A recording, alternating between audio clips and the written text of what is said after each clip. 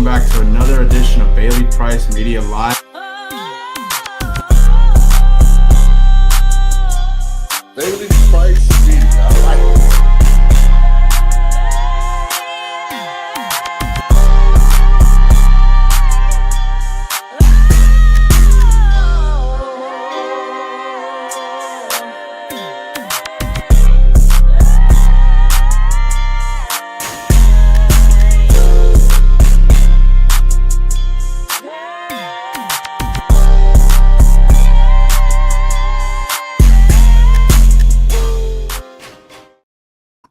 What's going on, everybody? Welcome back to another edition of Bailey Price Media Live here on this fine Saturday. Here we're doing a Saturday show. Gonna try this out, see how this goes. If you're watching, make sure to hit that like button, subscribe, become a member of the Bailey Price Media Army today.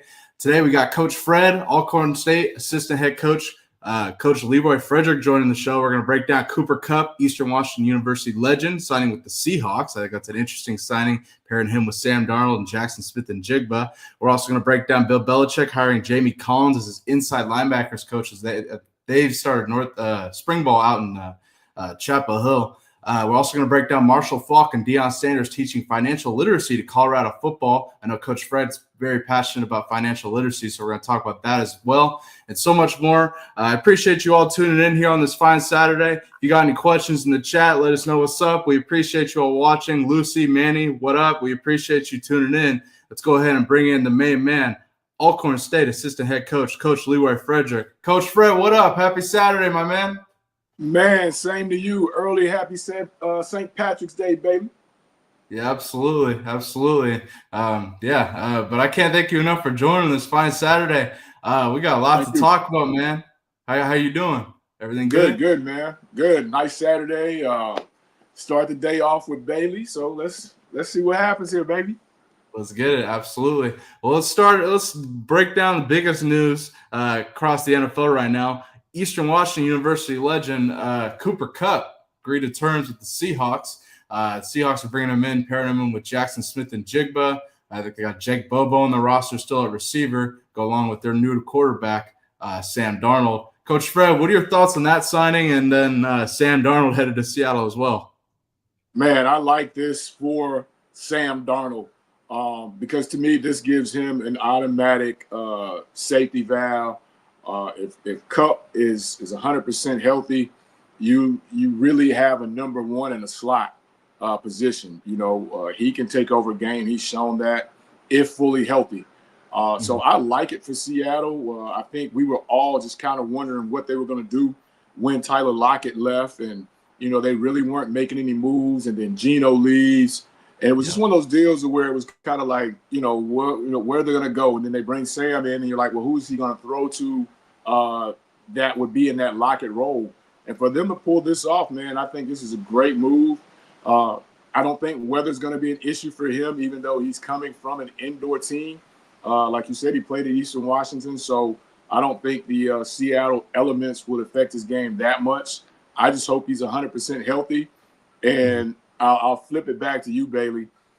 If LA could have talked him into taking a pay cut, can you imagine how nasty that receiver room would have been? Him and Devontae, and that would have been legit with Stafford. But I think, I don't think LA wanted to pay him. I thought it was interesting, LA Rams getting rid of him and then bringing in another older receiver, Devontae Adams. But nonetheless, that's they elected to release Kupp. Kupp goes back to the state of Washington, to the Seahawks. Kupp's originally from Yakima, Washington, played at Eastern Washington University, so he gets to return home. I know him and his family, I don't think they were happy having to leave LA, but I think nonetheless, if they were going to go anywhere else, they could return back home to the state of Washington. And it gives Sam Darnold a big weapon in Seattle. Man, quite the transformation in Seattle, trading Geno Smith for Sam Darnold. You get rid of DK, send him to the Steelers, release Tyler Lockett, which I believe is ultimately that's who Cooper Kupp's replacing is Tyler Lockett. And I think Cooper Kupp will do a hell of a job in Seattle. Coach Fred, how do you feel about Seattle's moves? Geno to the Raiders, DK to the Steelers, all that, and just a big transformation in Seattle. The quarterback thing was a little confusing to me because to me, the money that you could have paid Geno was basically the same money that you're paying Darnold. And with that, Geno's been there. He understands Seattle. He understands the 12th. He's excelled in the elements there, so to speak. Mm-hmm. So, to bring in Sam, who's coming from a dome team, and I know it's the NFL, they have all these different things to make the elements really null and void, but you already had somebody there that was in the system, that was adjusted to what you do, Right. to bring in something even. I didn't understand that move at all. But again, if Darnold can get back to where he was last year before that playoff collapse, they might have something. They might have something cooking. Yeah, absolutely. And initially off the bat, if you asked me about this move, I was like, I'm a big Geno guy. So when they got rid of Geno, I was like, fuck. I thought he was a hell of a player. I think he's one of the best, quarterbacks in the NFL, in my opinion. He has to be top 10, top 15, in my personal opinion. I just think ultimately they elected to, because I don't think Geno Smith's going to take $33 million a year, whatever they're paying Darnold. Geno Smith wants at least 40, and even more. I think ultimately Darnold's younger as well. That's something to look at. And I think that ultimately factored into the decision as well. But I can't be that mad at them signing Darnold, getting Cooper Kupp and Jigba. DeMarcus Lawrence on the defensive side is a huge get for them as well. So if anything, we'll see how the draft goes. They have, I believe, 5 of the first 92 picks in the draft. So they definitely have some early round picks to use as well. But I'm optimistic, to say the least. I have to be. I'm not going to sit here and be negative about it. It is what it is. This is business. Coach Fred, your thoughts? They actually, I think they made a comeback in the last couple of days, because when this first part of free agency started, I think they were ranked 32nd in my book. They were tied with the Cowboys on some of the moves they were making. Mm-hmm. And all of a sudden, they make a pretty good rush, like you said, the Marcus Lawrence, the Cooper Kupp deal. And when you really break down the Sam Darnold deal, if Sam Darnold can get back to where he was with Minnesota before the playoff fall, they really have an opportunity, like you said, to make some noise. And having those early picks, will they use them or will they deal them out for some other players? You know what I mean? So a lot of things still in play for them, but I think they moved up from the bottom, being tied dead last at the Cowboys, to about the middle of the pack with some of their free agent moves for me. Absolutely. And the one thing I'm going to say about Seattle the last 2 years, but especially this year, this is really where we see how good John Schneider, of a general manager John Schneider is. Because let's be real, when Pete Carroll was in Seattle, he was definitely calling the shots when it comes to a lot of this shit. Now you got John Schneider, who I believe is going to be making more of the decisions. You're seeing a little bit of a different direction from Seattle, bigger dip into free agency than we have in previous years for sure. So we're going to really find out when it comes draft time, John Schneider, how good of a GM he is paired with Mike McDonald as head coach. Let me ask you this, Bailey. Have they gotten from under the Legion of Boom umbrella to where now they can start to form their own identity? Because I think right now a lot of people still hold them to that standard. You know what I mean? From, like you just said, the Pete Carroll days when they were winning championships, when they were, steamrolling folks. Have they gotten from that umbrella, under that umbrella, or is that still part of the mindset when people think about the Seahawks? Oh, man, that's a great question. I'm going to be honest. They have a lot of young pieces in the secondary that I think can turn into like potentially a Legion of Boom type of thing. I don't think you're ever going to be able to wipe out people thinking of that and hoping for that and, referring back to that in Seattle. Because Coach Fred, damn well that defense in Seattle with the Legion of Boom, that defensive line they had, fuck, I don't know. Like one of the best defenses ever. So that's never going to go away. But I will say, having Devin Witherspoon, Reek Woolen, you got Kobe Bryant at free safety. They moved him out from corner to safety, and he seems to be really excelling there. A lot of young pieces in the secondary for Seattle. So definitely something to look forward to in their secondary.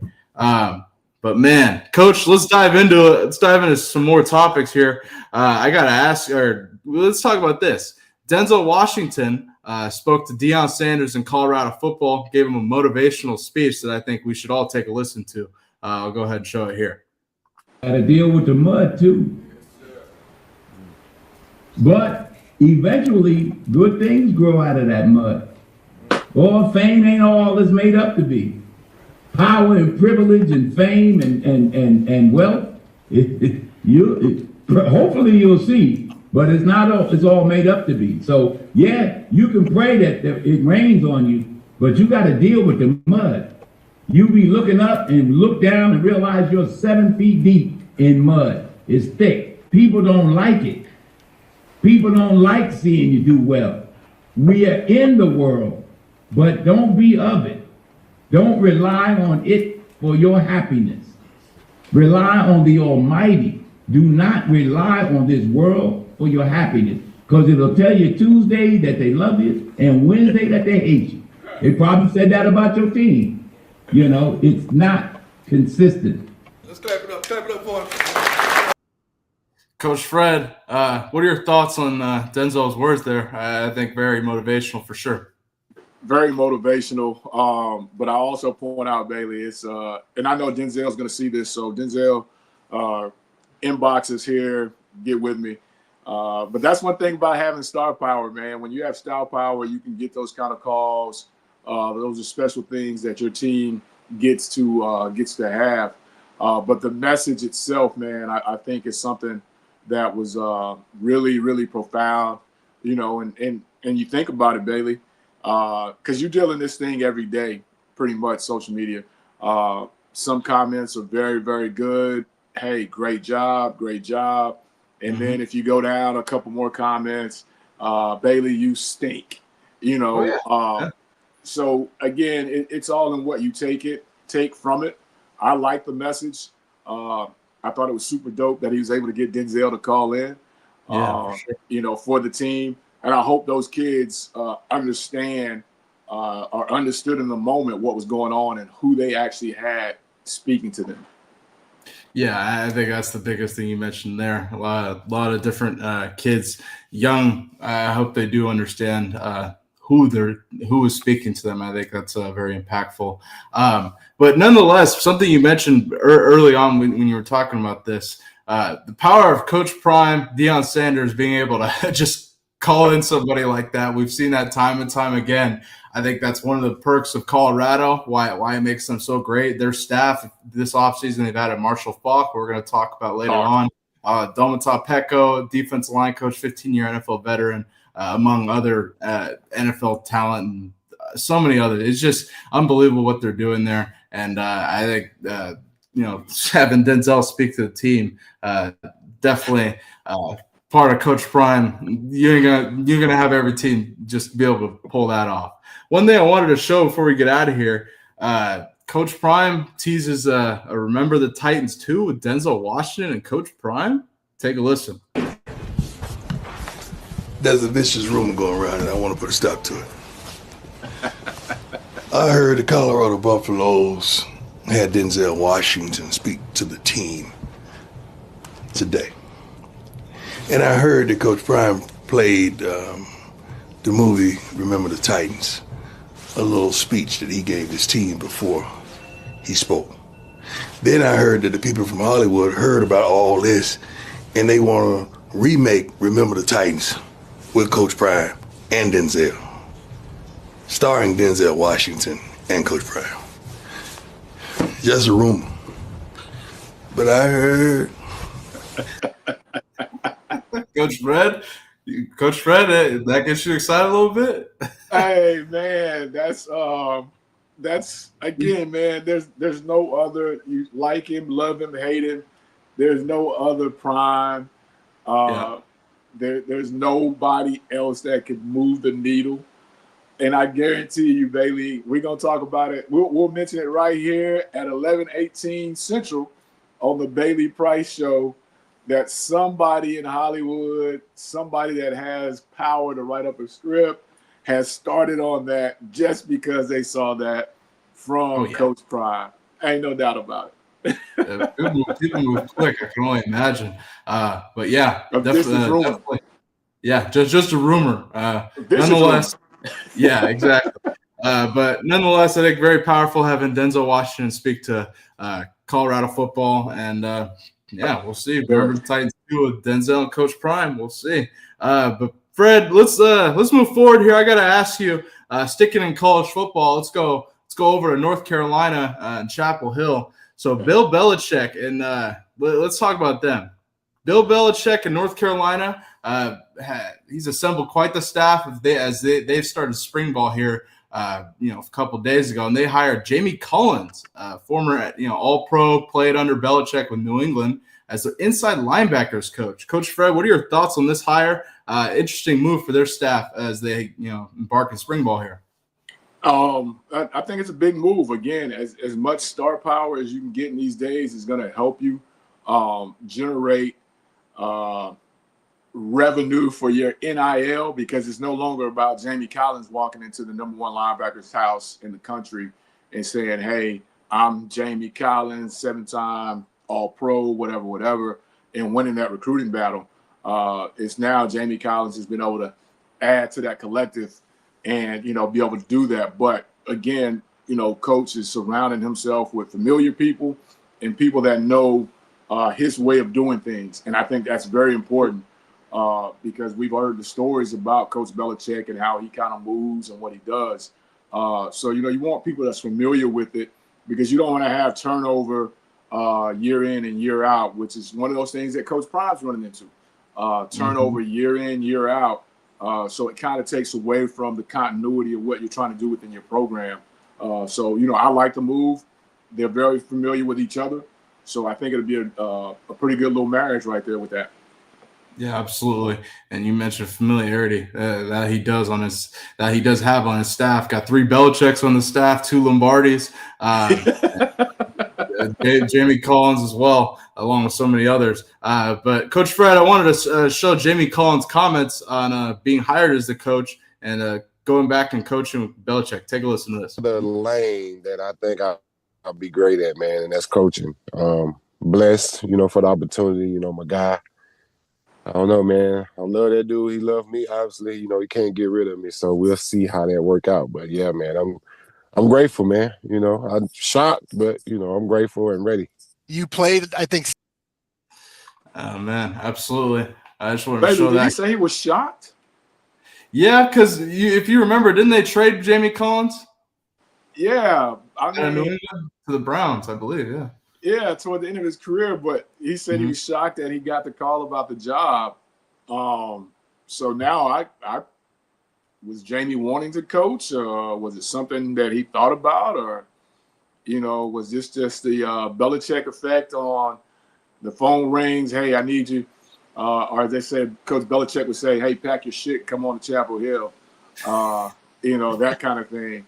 So that was an interesting part of the conversation right there, man. I was shocked. Yeah, definitely interesting. But moving forward into their spring ball, obviously UNC has began spring ball, and their practice jerseys, they ain't got no numbers on them. Take a look at this. Belichick talking about it, Coach. And what color gloves we wear and all that's not as important as doing your job and being responsible and accountable to your teammates and being a good teammate. And so our focus is on the team, and we're just all out there working, practicing, trying to get better. And it's coaches, players, all of us. And so it's not all about individual notoriety right now. It's about trying to put together a team. Interesting. Coach Fred, your thoughts on that? Does he still sound like the New England Belichick? I mean, you see some differences, but yeah, that sounded like old Bell. Yeah, that sounded like New England Belichick there. Oh man, so again, Bailey, as well as I know, I get it. He is who he is, but I think we'll see at the end of this spring how many of those kids actually get out of there, because this is a different age. This is a different kid. Right. They may know of Tom Brady, they may know of him, but do they really know of him? That kind of thing. So, speaking from a receiver standpoint, former receiver, now I can't wear but this glove when I want to wear this glove, but okay. I can't wear but this color shorts even though, you want everything uniformed as a coach, I get it, but there's also some individuality within it.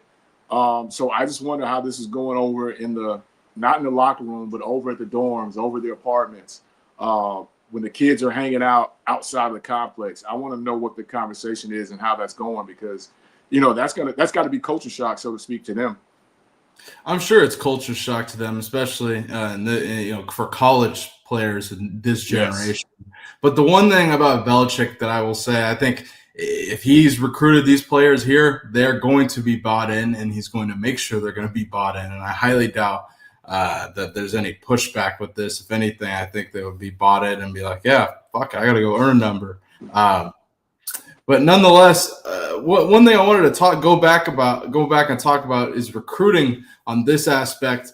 Bill Belichick, you've seen Bill Belichick all over the country and actually go visit high schools and home visits and stuff like that. Deion Sanders, not so much, but yet we see a lot of comparisons to Belichick and Deion Sanders. Going back to the practice jersey, Belichick and UNC, they have no numbers on it, nothing. Colorado's practice jerseys actually have their social media handle on the back in the nameplate, and they have numbers, obviously. So just pointing out some differences between the two programs. Coach Fred, your thoughts? Couldn't be farther apart, but with the same message, I think. Coach Prime's deal with that is that, he wants those kids to really earn what the initial NIL was about. So this gives them a chance to promote themselves, to get name, image, and likeness deals. On the other end of the spectrum, Coach Belichick could care less about any of that, I think. And I think he's more on the grassroots of what it used to be, out in high schools, hitting home visits. He's on what it used to be. But again, I'm sure Coach Belichick could get Denzel on the phone, but I'm also pretty sure it didn't take Coach Prime but one call, and Denzel was on the Zoom. So right. just the differences in what you want, I guess. You know what I mean? For sure, absolutely. Well, nonetheless, North Carolina, they began spring ball as Colorado has as well. Colorado is holding a spring game. I'm not certain if North Carolina is. I would guess they're holding a spring game. I can't tell you for certain. I believe Colorado's spring game is on April 12th in Boulder. So something to look at for sure. But Coach Fred, let's move forward. I got to ask you, going to the NFL a little bit. Reported from Jordan Schultz, Seattle guy. He's actually, I believe, the son of the owner of Starbucks or the CEO or whatever. He says there is a contingent of Ashton Jenney supporters within the organization talking about the Raiders and Ashton Jenney. Coach Fred, what are your thoughts on this? Do you think the Raiders could go after Jenney with the 6th overall pick in the NFL draft? I see a strong comparison to a running back that Pete Carroll had back in the day when we were just talking about Seattle, in a Marshawn Lynch type deal. I think what he wants to do, what he's been known to do, I can see this pick happening. To be honest, I can see this happening. I think the one thing the Raiders are looking forward to in this draft is finding some guys for their offensive line. They released a longtime center they had after, I believe, 6 years, but they have Jackson Powers Johnson, I think second-year guy from Oregon, who I talked about last season, hell of a player and hell of a get for them. I believe he's going to be moving to center for him, so something to watch for sure. Jenney and the Raiders, pairing him with Geno Smith. I think if you go heavy run with Jenney as your RB1, Geno Smith, there's a lot of play action opportunities. I think, man, Raiders are something to watch for sure. Pick 6 though, Coach Fred, a little high for a running back. No, do you think they take that risk and pick a running back that high in the draft? I mean, I could see that, but I could also see trading back and gaining something else, and hoping that, okay, cool, that's our guy, he'll be here. If not, we'll go find that same body type, so to speak, free agency. There's still a few that's out there, but I'm kind of like you. In this new era of NFL football, that's super high for a running back. But if you like him, you like him. So we'll see how much weight Pete really has with the Davises and making this type of pick. Yeah.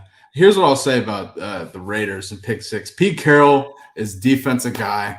This is, as you know, Coach Fred, is a defensive line, offensive line heavy draft. I think there's also a couple guys in the secondary I think the Raiders are going to look at. Personally, and I've been saying this for a couple of months now, either Mason Graham or Will Johnson from Michigan. Those are the 2 guys I think the Raiders are going to look at pick 6, particularly Will Johnson from Michigan DB. I think the Raiders need some secondary help. I don't know if they're bringing back JB's guy, Jack Jones, Jack. But I think, like I've been saying for a while, I think that's ultimately who they'll look at 6. But who knows? Genty to the Raiders? Fuck that. Man, what a transformation 2 months for the Raiders, man. I don't know. That would be really high, like I said, in this new era of NFL franchises valuing running backs. But again, I can't remember who it was. I think on this week, one of the GMs said, if you like the guy and you really like him, go get him. Right. If you have the opportunity to go get him. So, it'll be one of those situations. We'll see how much they really value him and if that's really true what they want to do. 6, trade back maybe, knowing he'll still be there at 12, so to speak, but you gain another 2 picks or something. It'll be interesting to see. But I think like what you just said there makes more sense with the secondary.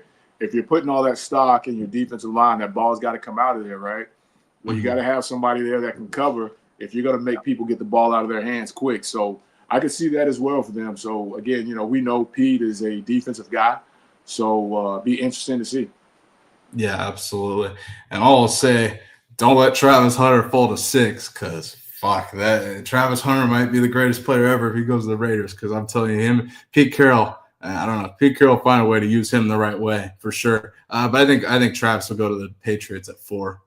If it's not the Titans at 1, as it probably should be. But Coach Fred, I appreciate you joining. To those in the chat, I appreciate you watching. I wanted to get a couple questions. So MT says, who's that quarterback in this year's draft that's being overlooked? I think that's a hell of a question. I think the quarterback out of Louisville, Shook, I think he's definitely being overlooked. Kyle McCord from Syracuse. That's my guy. Shook's my guy. You know that. I like him.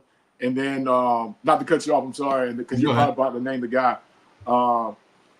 He's getting a little buzz now, but I got a chance to see the kid here in Mississippi, Jackson Dart. Yeah.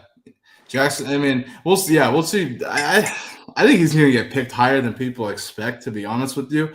Because, Coach Fred, do you remember the draft last year and how many quarterbacks were picked? We're really just going to say there are that many teams that don't want to pick a quarterback now? I don't – something tells me, my gut tells me he may be picked higher than people expect.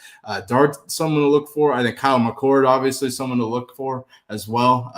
Really look at somebody like McCord is a dude. Milroe, I don't know. I would take Kyle McCord over Milroe, if we're being real. I'm a big Kyle McCord guy, so look at him as well. But to those in the chat, Mike Bundy, Lucy, Aaron, Sora, I appreciate you guys watching. Let's move forward here. Coach Fred, I got to ask you, go into some HBCU before we go back to some other college football news. Michael Vick, Norfolk State, have offered Donovan McNabb Jr., son of Donovan McNabb, obviously Michael Vick's former teammate in Philadelphia. Coach Fred, what are your thoughts on this? Well, this tells me that their relationship's been repaired. It was kind of rocky there when they brought Mike Vick in, supposedly, allegedly. I think this is, again, this is creating buzz.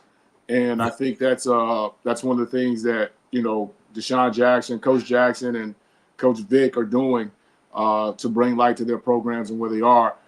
More so Coach Jackson than Coach Vick, but this is a great start for Coach Vick, to put that out there and kind of go, see what happens. But I like the spotlight. I love generating it.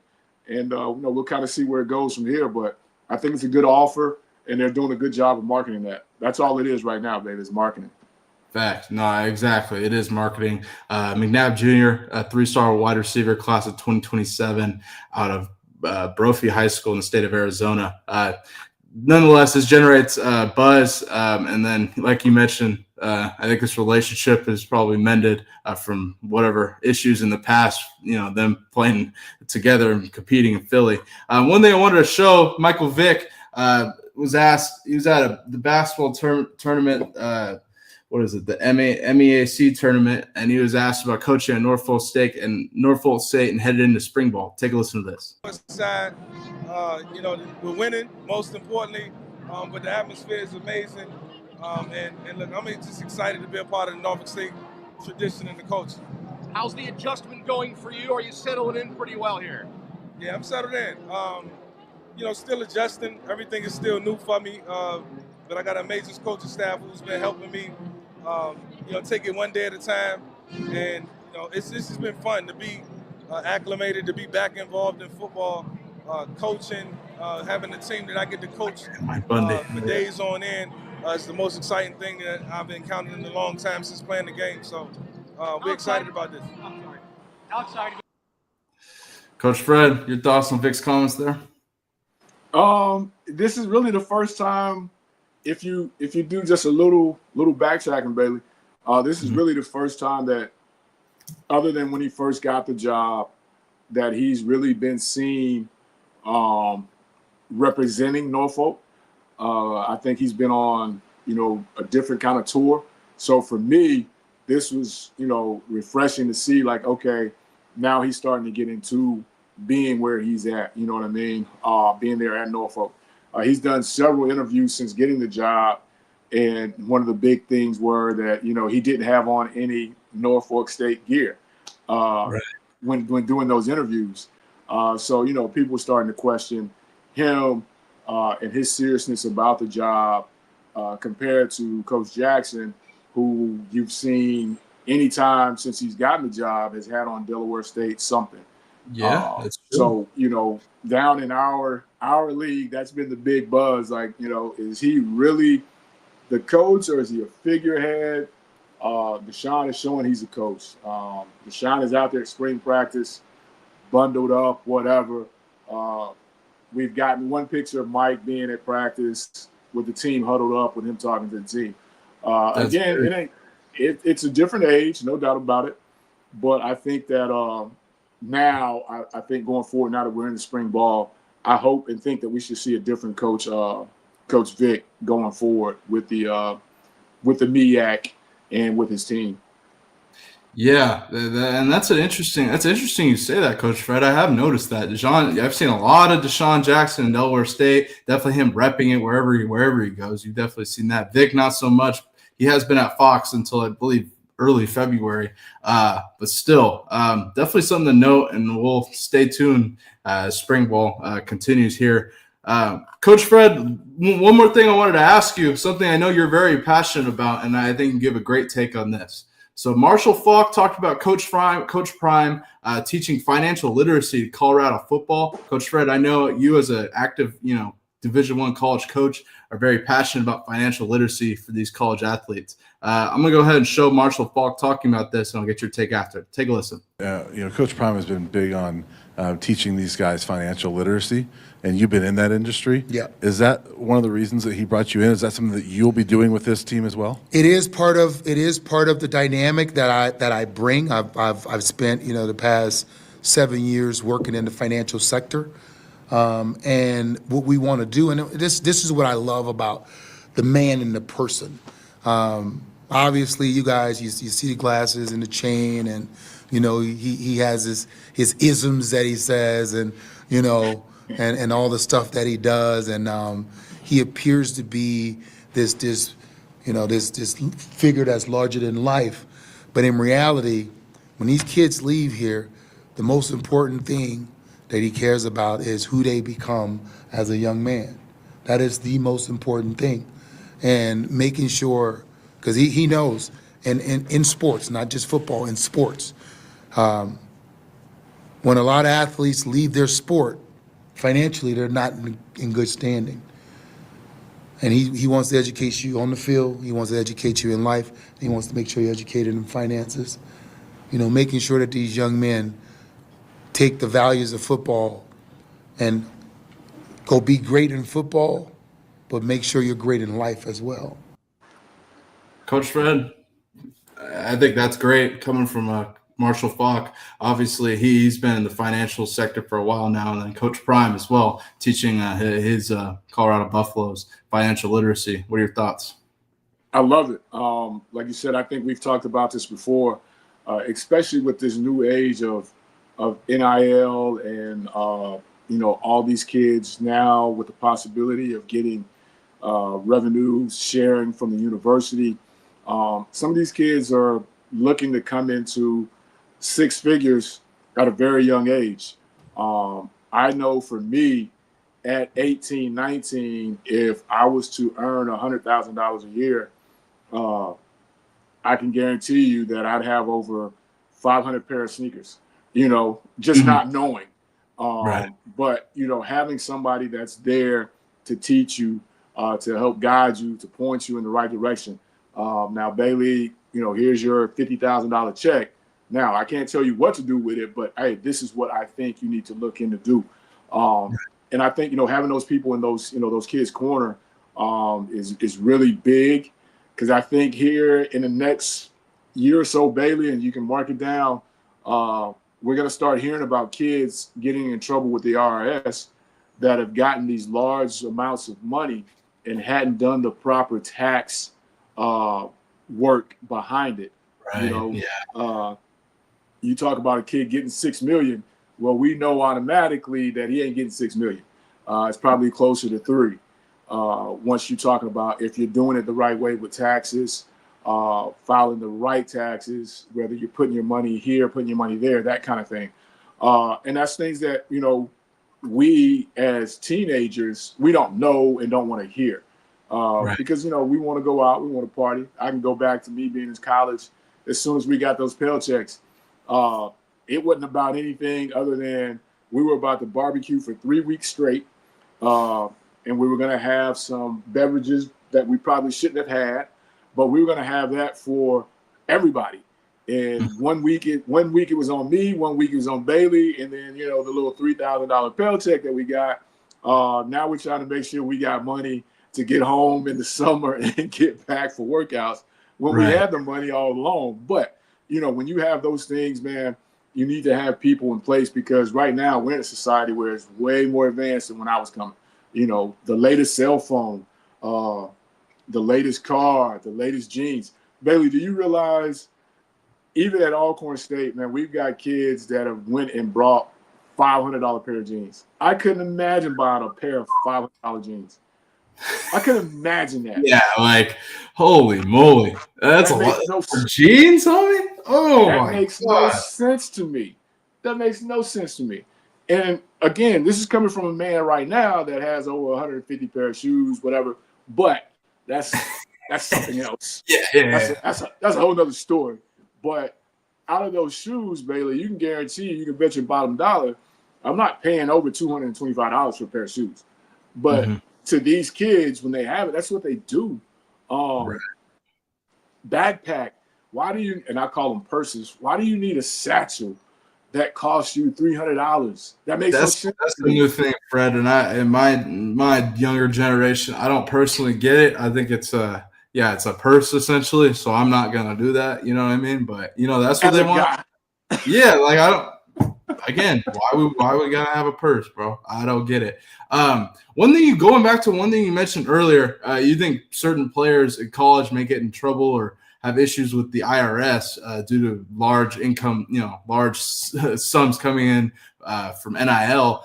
Certain states across the country, Louisiana, Georgia, Alabama, Illinois, are filing bills that would exempt NIL dollars from state income tax. So that's something to watch as well. Because I think definitely those who are giving the money see the potential risk of that in the future. You would have to, ideally, right?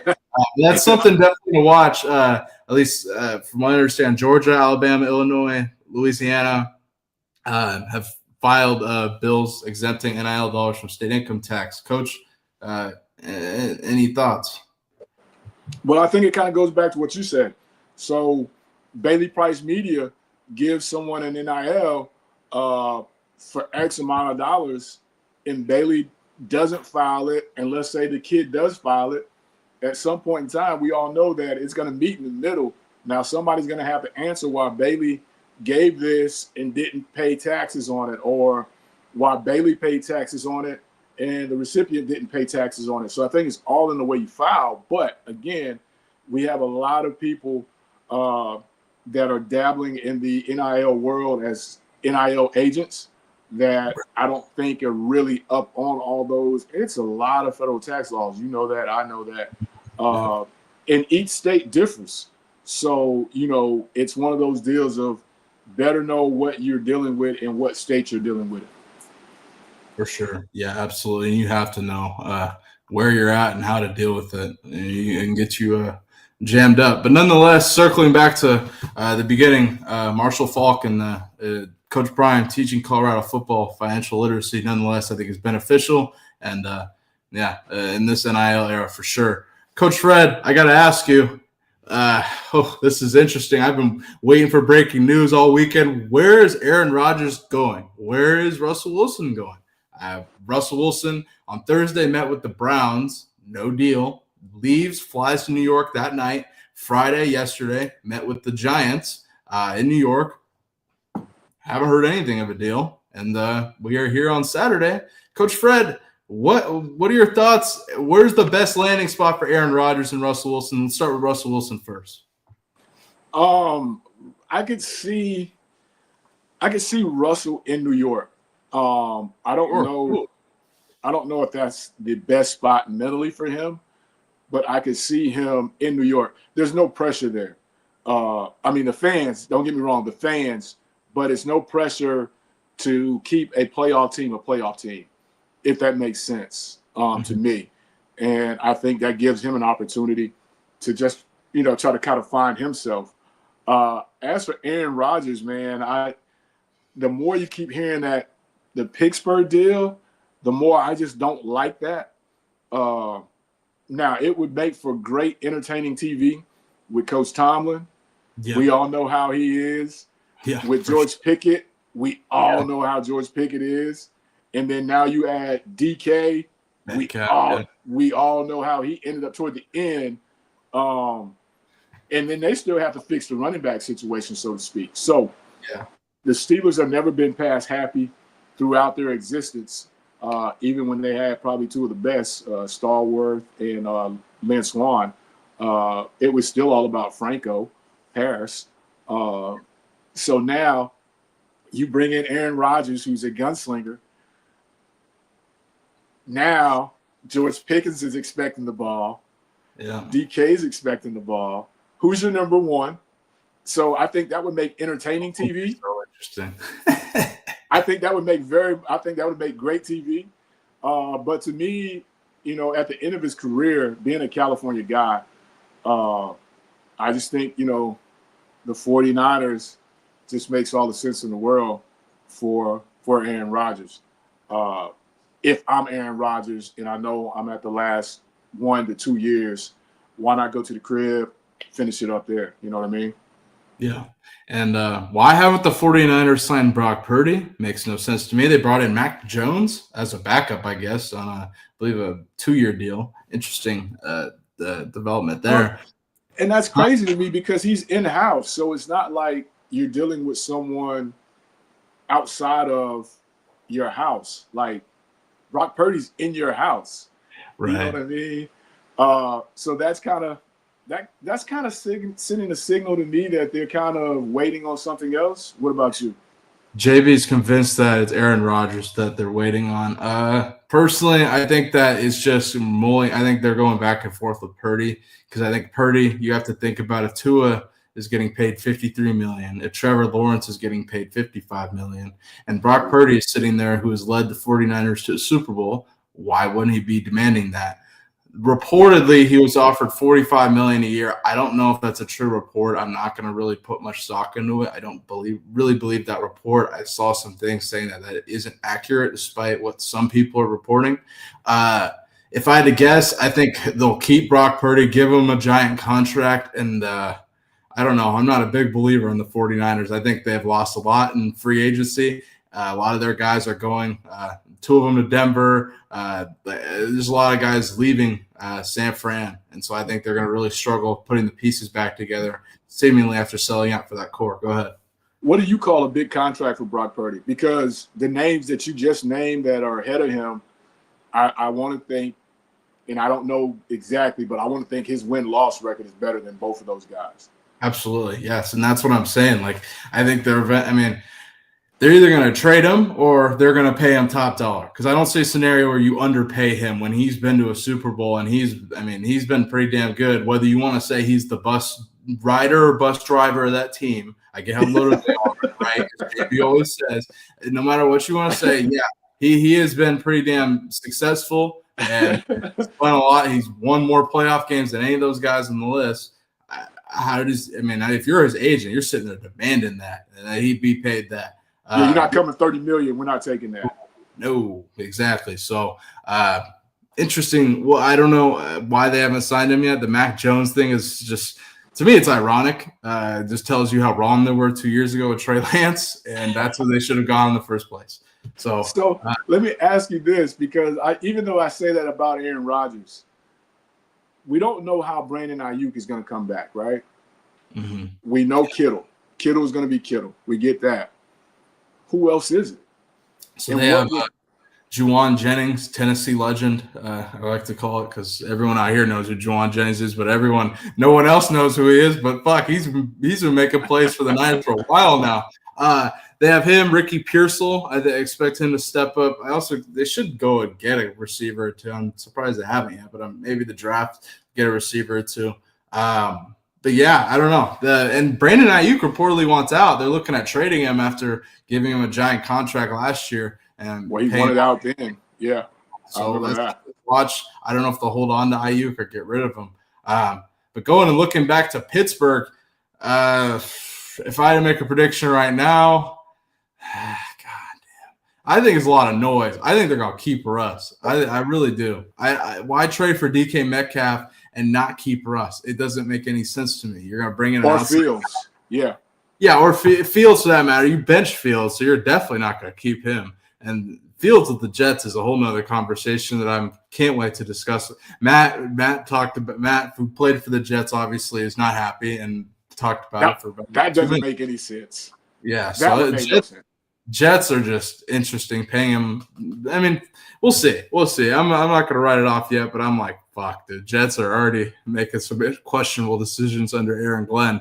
But Pittsburgh, if I had to make a prediction, I'm going against all the fucking media, and I'm saying they're keeping Russell Wilson. Aaron Rodgers, I think, ends up probably a New York Giant, if I had to guess. I don't know. I think he probably wants to stay in New York. I heard all the noise of him buying a house and all that. So if I had to guess, he stays in New York. And, I don't know. We'll see about the Niners. Probably extend Brock Purdy, pay him top dollar, I would guess. But we'll see. We lose Coach Fred here. Coach Fred, do you hear me? Coach Fred, there we go. We got you now. I don't know if you heard that, but I think Aaron probably stays in New York, goes to the Giants, plays at the same stadium, or Minnesota is a place to watch if they're not all JJ McCarthy, which on my show here on Tuesday, I'm going to have Sean King on, and actually Coach JJ McCarthy. We're going to talk about that and his potential with the Vikings and him. Something to watch as well. That's a ready-made receiver room too. Yeah, absolutely. And fuck, they're legit receiver. Jefferson, Addison, they with TJ Hawkinson at tight end too. Like, damn, and their offensive line. They brought in two more dudes to go on that, and great offensive line they have, led by Dalton Risner and others. Tied up the running back. Then they sewed that up again. Aaron Jones, keep him as well. Fuck. They're going to be good, man. JJ can't wreck that car. If JJ wrecks that car, the guy that didn't bring Sam back, he's going to be on the show with us. I know. I know. Oh man. Sean King's all in on JJ McCarthy. I've heard Sean talk about JJ McCarthy, and he's all in on him. So at least when he talked about him a year ago, and we were talking about him in the draft. If what he said then holds to be true now, fuck, I believe that they may roll with him, but I think there's a possibility they don't as well. I'm with it, but the only thing that would have made me hesitate on keeping Sam Darnold was just, JJ, we know this is your car, but if he comes back and he doesn't look right, what is plan B? You know what I mean? Yeah. Here's what I will say. I think the reason, and I have thought about this for a while, I think the reason they got rid of Sam Darnold, damn, you hear that? It's Yeah. out here. Good Lord. But I think the reason they got rid of Sam Darnold is because they would have to keep paying him multiple years. They eventually want to start J.J. McCarthy, right? So they don't want to deal with that shit. Call me crazy. Aaron Rodgers, if you bring him in, how long is he going to play? Like, he ain't going to play more than a year, right? I don't know. Just something to think about, too. And I get it, following Brett Favre's footsteps. Fucking who cares? He's got to be past that part, right? Like who cares at this point? That's my thing on it. But nonetheless, Coach Fred, we'll see this weekend, head into this week, if we can get any breaking news for next week for sure. But, man, nonetheless, Coach Fred, great show on this fine Saturday. To all those who tuned in, we appreciate you tuning in. Coach Fred, I appreciate you, brother. Check out Coach Fred's podcast on Wednesdays, 5 p.m. Central Time, the Common Man Podcast, Coach Fred, Alcorn State Assistant Head Coach. Coach Fred, you got anything else to promo before you get out of here? Man, just thanks again to you. Thanks for everybody that tuned in to us, man. Hope they like what we had going on this Saturday. It's clouding up here. It's thundering where you at. Hey, Saturday. It's Saturday, man. Got to enjoy it nonetheless. Coach Fred, I appreciate you. I'll holler at you offline here in a little bit. Can't thank you enough for joining, man, and we'll talk to you soon. Appreciate you, B. Be good.